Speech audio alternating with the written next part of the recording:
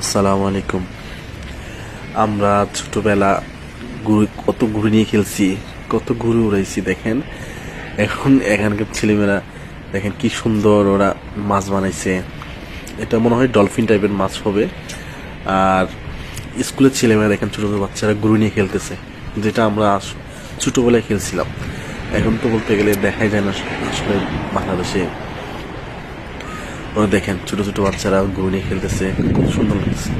আর ওরা কি একটা মাছের মতো বড় মাছ বানাইছে এটা মানে ঘুড়ির মতো, কি সুন্দর লাগে দেখতে, আসলে অনেক সুন্দর লাগে।